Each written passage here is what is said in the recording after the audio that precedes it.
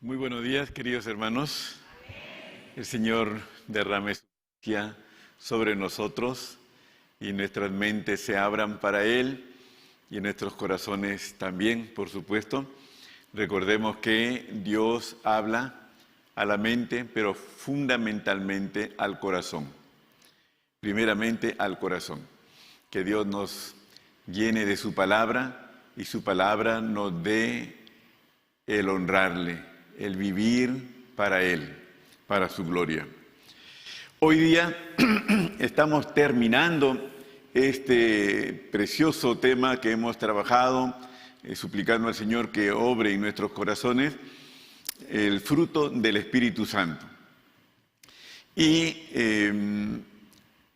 quiero leer para ustedes un poquito del contexto en el que se habla del fruto del Espíritu Santo. Así que vamos a Gálatas, capítulo 5.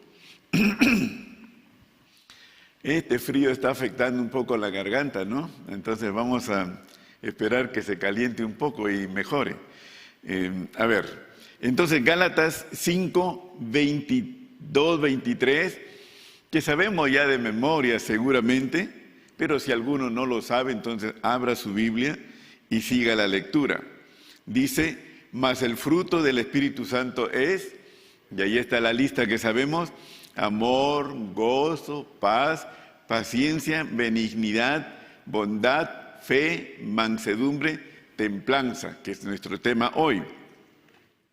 Y luego dice, contra tales cosas no hay ley, pero los que son de Cristo han crucificado la carne con sus pasiones y deseos. Si vivimos por el Espíritu, andemos también en el Espíritu. Eso es lo que sigue. Antes del versículo 22 y 23, encontramos el 16 y 17, que me gustaría enfatizar a manera de introducción. Dice, digo pues, andad en el Espíritu y no satisfagáis los deseos de la carne, porque el deseo de la carne es contra el Espíritu, y el Espíritu es contra la carne. Y estos dos se oponen entre sí para que no hagáis lo que quisierais. Este versículo en especial, el 17, revela lo que todos nosotros vivimos, ¿no? Nosotros los cristianos. No hablo de los que no son cristianos. Hablo de los cristianos que tenemos el Espíritu Santo de Dios en nuestros corazones. Entonces nosotros vivimos esta lucha entre la carne y el Espíritu. No hay nadie que se escape de esta lucha. Todos tenemos esa experiencia espiritual, esa lucha, esa batalla espiritual. La carne que mora en nosotros y el Espíritu de Dios que nos es dado, que también mora en nosotros. En realidad la carne no es que viene a morar, la carne es parte de nuestra naturaleza. Sí, el Espíritu nos da nuestro Dios al convertirnos, su Espíritu, y viene a morar en nosotros. No dice aquí la palabra del Señor que se produce esta lucha, ¿no? Y por eso nosotros hemos estudiado acerca de el fruto del Espíritu Santo. Nosotros requerimos del Espíritu Santo para combatir la carne. No hay ninguna otra oportunidad de victoria sobre la carne. Eso, querido hermano, querida hermana, debe ser muy claro en nosotros. Todos tenemos carne o carnalidad o naturaleza de pecado que nos impulsa a pecar, nos empuja a pecar. Y si el Espíritu de Dios no obra en nosotros, dominando nuestra vida, gobernando nuestro corazón, seremos víctimas de la carne, seremos unos pobres cristianos carnales.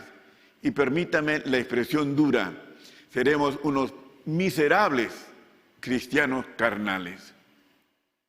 Es triste, pero imagínese usted un cristiano manejado por el egoísmo, manejado por la depresión, manejado por la impaciencia, un carácter y corazón violento, un hombre o una mujer cristiano en la casa siendo un pésimo testimonio de Cristo a sus hijos, a sus vecinos. Eso es ser miserable. Y esa es nuestra situación o será nuestra situación, es y será nuestra situación si es que la carne domina.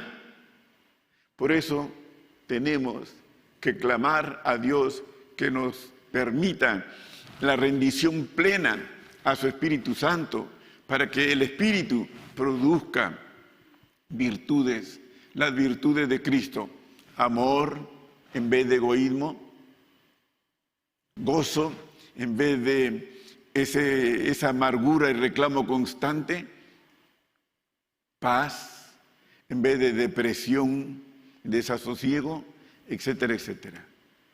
Querido hermano, ¿quién no quiere la dulzura de las virtudes en su vida? ¿Quién no las quiere? Pero no es posible si no lo hace el Espíritu Santo de Dios. Eso, hermano, se lo puedo decir porque lo dice la palabra y lo acabamos de leer, y porque a lo largo de más de 50 años en la fe, yo lo sé, tú también lo sabes. Si uno que conoce a Cristo y comienza la vida cristiana lo sabe, de hecho que lo sabemos. Muy bien, cerramos entonces después de esta introducción necesaria al cerrar nuestro tema hoy, hablando de la templanza. El último aspecto del fruto del Espíritu es templanza.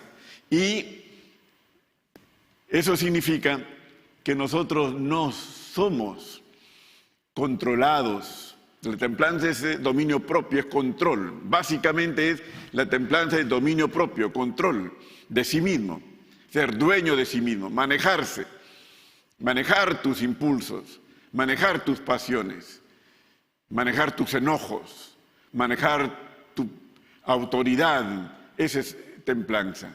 Eso significa la palabra templanza. Y eso nosotros todos lo sabemos porque es nuestra experiencia, ¿no?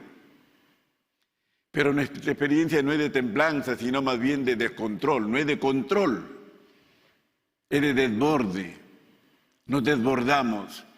Y la palabra del Señor dice que mejor es el que sabe controlarse que el que conquista una ciudad.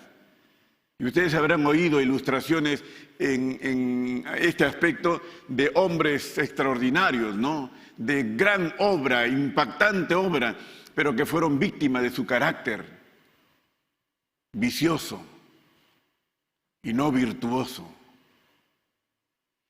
Y una de las virtudes que tenemos que buscar es la templanza, es el dominio propio. Yo debo decir, tú tendrás que analizar tu propia vida, tu propia situación.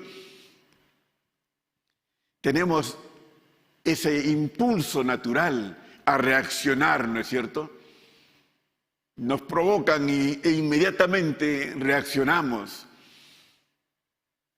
Y si nos provoca mucho, reaccionamos con descontrol, nos desbordamos.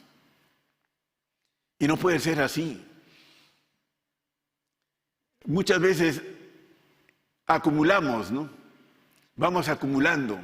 En el trabajo, por ejemplo, no puedes reaccionar porque, el jefe me puede botar del trabajo. Entonces, reprimes y almacenas. Vas a la casa y haces de tus hijos las víctimas. Haces de tu esposa la víctima, o de tu esposo, o de tus vecinos, o de tu perro, por último, ¿no? Es decir, alguien tiene que hacerse o convertirse en la víctima de la acumulación de nuestros enojos. Necesitamos aprender dominio propio. Y el dominio propio, repito, es una virtud del Espíritu Santo, que solo el Espíritu lo puede producir en nuestro corazón y nos puede permitir disfrutarlo en nuestra vida familiar, en el trabajo, en nuestra comunidad, en nuestro vecindario, en nuestra iglesia, ¿no? Vamos a ver a continuación la experiencia de templanza o dominio propio en la vida de David, el rey David. ¿Listos? Primera Samuel capítulo 24, primer libro de Samuel, el profeta Samuel, capítulo 24. Allí dice David, como título, ¿no es cierto? David perdona la vida a Saúl en Engadí.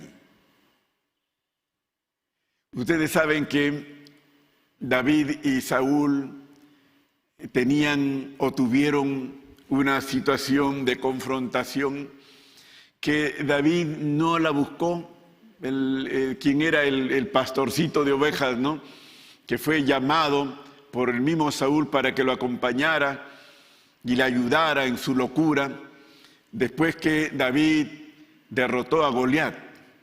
Así que usted escuche, mire, David derrota a Goliat, David viene y ayuda a Saúl, David se convierte en un guerrero exitoso, de bendición para el pueblo y de gran apoyo para Saúl. Pero Saúl, el rey en ese tiempo, más bien, en vez de gratitud y afecto y apoyo a este joven héroe, lo odia, lo rechaza, se llena de celos y lo persigue para matarlo.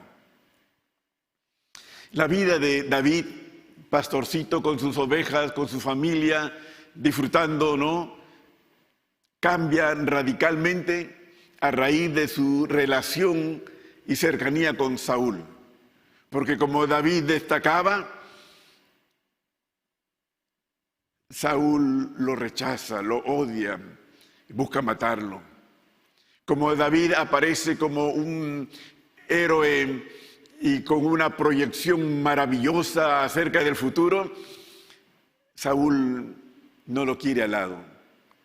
Digamos, en una frase de resumen, Saúl le arruina la vida a David. David termina teniendo que huir porque lo persiguen. Termina proscrito, como un paria, huyendo por las montañas y teniendo que ir a lugares que no hubiera ido él a propia voluntad, ¿no? Imagínese usted. Le arruinó la vida a Saúl, le arruinó la vida a David. Bien, un pequeño resumen de esto, digamos, de la actitud de Saúl para con David, está en los primeros versículos de nuestro capítulo. 1 Samuel 24, le leo. Cuando Saúl volvió de perseguir a los filisteos, le dieron aviso diciendo: he aquí David está en el desierto en Engadi. Y tomando Saúl 3,000 hombres escogidos de todo Israel, fue en busca de David y de sus hombres por las cumbres de los peñascos de las cabras monteses. Aquí usted rápidamente ve que Saúl persigue a David sin darle tregua. Apenas llega de perseguir a los filisteos, le avisan y sale disparado con 3,000 hombres a perseguir a David. Y dice que lo persigue por las montañas, ¿no? Cuevas y montañas. Antes lo ha perseguido, sí, lo ha querido matar, después lo seguirá persiguiendo. Es decir, no le da tregua. Y lo persigue por todo lugar, hasta las montañas, imagínese usted. Ahora, escúcheme. Saúl está persiguiendo a David. Y de repente este hombre, como todo ser humano, tiene la demanda de necesidades, hacer sus necesidades. Y entonces Saúl, porque estaba en las montañas, se mete a una cueva. El gran perseguidor, el rey, en una cueva. Y resulta que en la cueva, al fondo, estaba David, el que huía, con sus pocos hombres que lo acompañaban. Escuche usted y hágase la escena, ¿no es cierto? David y sus hombres al fondo de una cueva, y de repente ven que entra Saúl, el perseguidor, el rey perseguidor.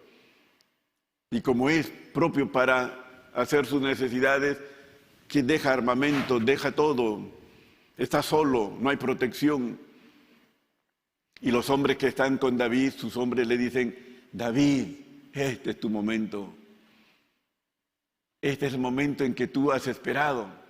Dios lo ha puesto en tus manos. Mira, todos sus 3,000 hombres están allá, afuera, lejos. Él está solo. Se acabó. ¿Y sabe usted? Si David mataba a Saúl, se acababa para David no solo la persecución, sino que David se convertiría en el nuevo rey.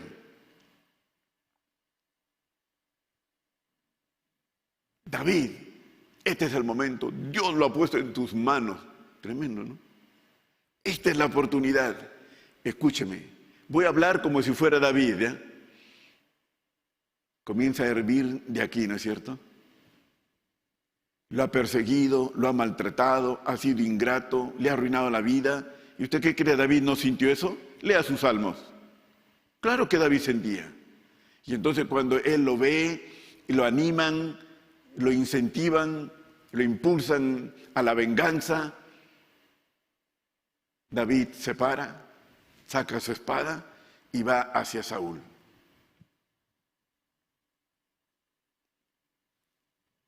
Lo va a matar. Eso es lo que sale del corazón. Y de hecho tuvo que haber salido de David, del corazón de David, porque David era hombre como tú y yo.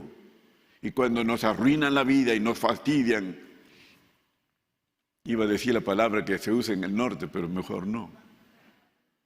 Le arruinan la vida. Y entonces el enojo, ¿no es cierto? El deseo de cobrársela. O por último, ya, bueno, por lo menos ponerle fin a esto, ¿no? Aquí lo tengo. Y entonces David se acerca a Saúl.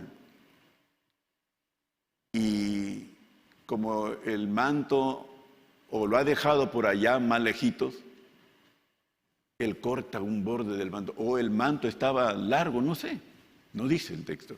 Y corta, sí dice que le corta un pedazo del manto. Y cuando le corta el manto, que yo no sé si estaba probando el filo, ¿no es cierto?, de la espada, a ver cómo está la espada, para luego matar a Saúl.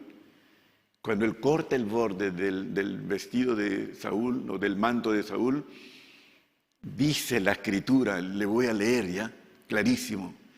Después de esto, dice, se turbó el corazón de David, versículo 5 de nuestro pasaje. Se turbó el corazón de David porque había cortado la orilla del manto de Saúl. Escúcheme esto. Corta el manto y en ese corazón, escuche esto, en ese corazón que está queriendo vengarse y soltar todo su enojo, se produce un freno. Como usted escucha con los carros que frenan intempestivamente, ¿no? Y usted escucha un ruido de las llantas en la fricción con la pista. Eso se produce en el corazón de David. Y David se detiene y se siente mal. Y dice, no puede ser. No estoy haciendo bien. No es correcto.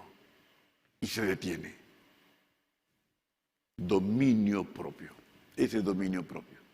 Dominio propio en un corazón que sin duda está cargado de enojo. Hay cosas que enojan.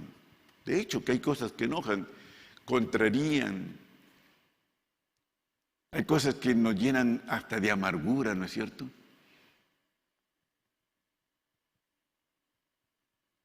Hay personas, hay familias, hay pueblos, hay países. ¿Piensa usted en algún país de Latinoamérica ahorita víctima de qué se asimila en el corazón? Y eso nos pasa a todos.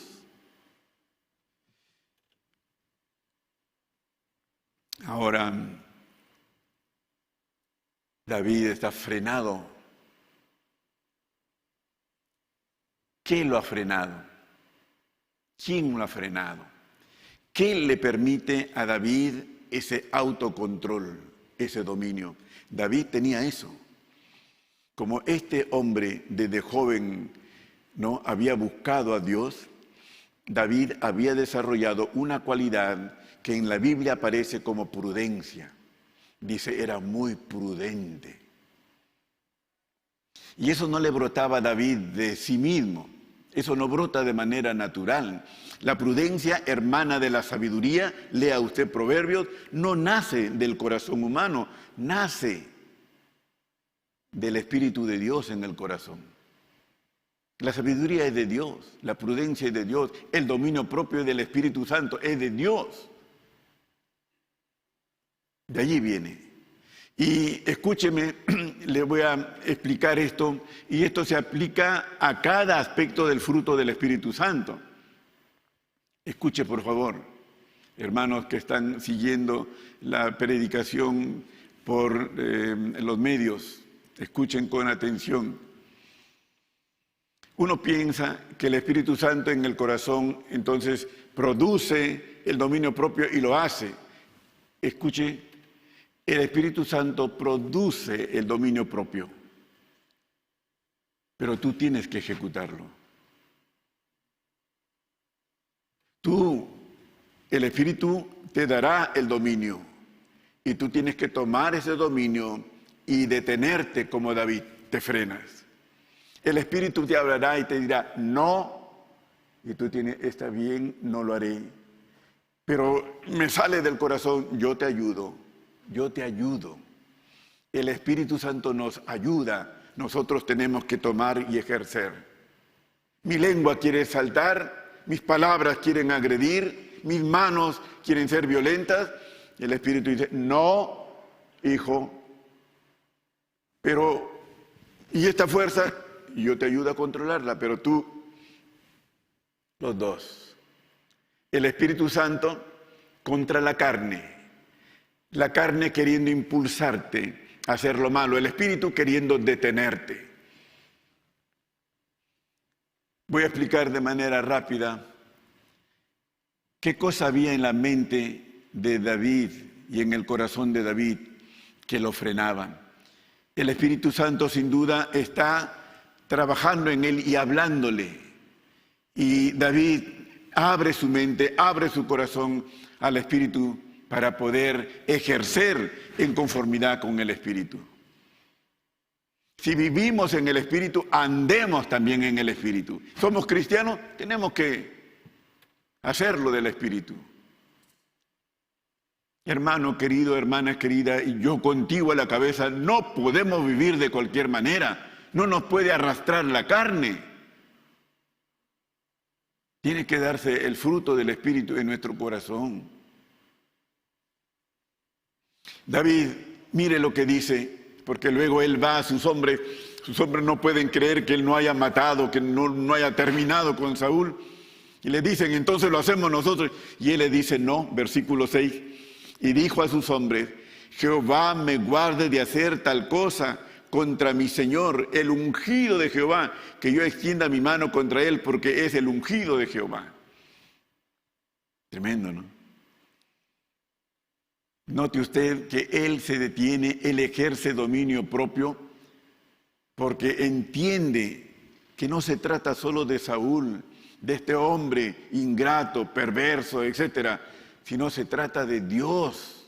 En nuestro proceder, en nuestra conducta, debe estar Dios entre nosotros y los hombres, quien quiera que sea. Aún nuestro perseguidor debe estar Dios. ¿Cómo voy a matarlo? Este es el ungido de Jehová, su respeto por Dios. Y eso, hermano, eso marca la vida o debe marcar nuestra vida, Dios. Cuando no está Dios, entonces, ¿quién? Pero si tenemos a Dios, tenemos que actuar en consecuencia con Él. El fruto del Espíritu Santo es para los cristianos, no hay otra posibilidad. Si no eres de Cristo, no puedes vivir la bendición del fruto del Espíritu. Tienes que recibir a Cristo. Y si eres de Cristo, entonces sí. Y tendrás respeto por Dios. Porque el primer rasgo del cristiano es respeto por Dios. ¿Quieres saber si eres cristiano de verdad? ¿Tienes respeto por Dios? ¿Cuenta en tu vida? Si vives como si Dios no existiera, no eres cristiano. Simplemente. Si eres cristiano, Dios tiene que contar en tu vida. Y por eso David reacciona. ¿Cómo? No puedo hacerlo. Él es el ungido de Jehová. Es decir, aquí está Dios. No solo se trata de este Saúl, sino Dios. En segundo lugar, David es respetuoso de su prójimo. Mire el versículo 12 y 13.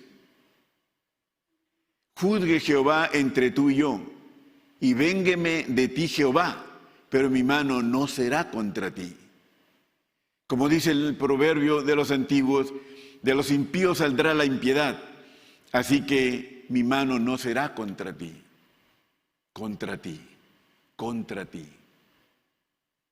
Respeto a la dignidad humana. Mi mano no será contra ti. Tenemos manos tan sueltas y lenguas tan sueltas, sentimientos tan sueltos contra el prójimo, ¿no? No, hermano. ¿Qué dice el Señor Jesucristo? De los dos mandamientos más importantes, amarás a tu Dios. Segundo, amarás a tu prójimo. Está amarrado.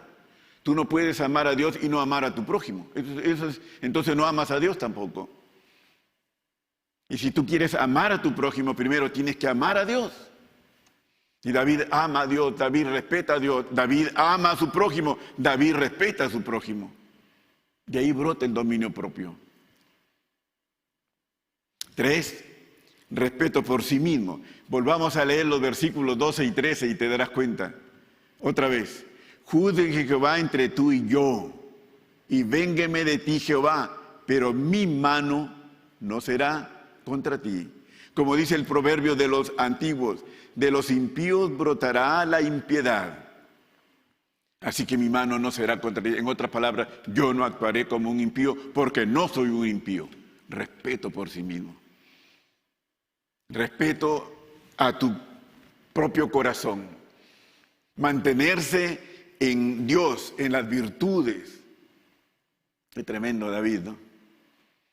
David no es un punto aparte en los seres humanos. Tú lees su historia y lo encuentras, no, a David en su humanidad.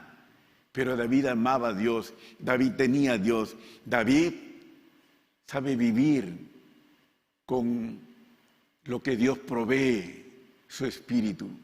Por eso cuando David percibe que el Espíritu de Dios ha dejado de gobernar su vida, Salmo 51 le dice, no quites, orando a Dios, no quites de mí tu Santo Espíritu, le dice. Mi hermano, es nuestra gran bendición tener el Espíritu de Dios para que Él nos dé respeto por Dios, respeto por nuestro prójimo, respeto por nosotros mismos. Y en cuarto lugar, una gran confianza en Dios. Eso está en el versículo 15. Jehová pues será juez, y Él juzgará entre tú y yo. Él vea y sustente mi causa, y me defienda de tu mano, Jehová. No tú, Saúl, tú me persigues, y ahora te perdono, y tú, bueno, ya lo verás como un buen acto. Pero, ¿cómo será mañana contigo? Para conmigo. No voy a confiar en hombres, voy a confiar en Dios. Y de allí brota el dominio propio. En otras palabras, Saúl no se está ganando esto, este perdón, esta concesión. Es David en su amor a Dios. Es David en su fe, su confianza en Dios. Termino, tengo un minuto para terminar. De repente me agarro 2. ¿Me permite, no, pastor? Ya. En la parte final de nuestro pasaje es lo que podríamos llamar la gran victoria del Espíritu Santo sobre la carne. La carne maneja a Saúl, de hecho.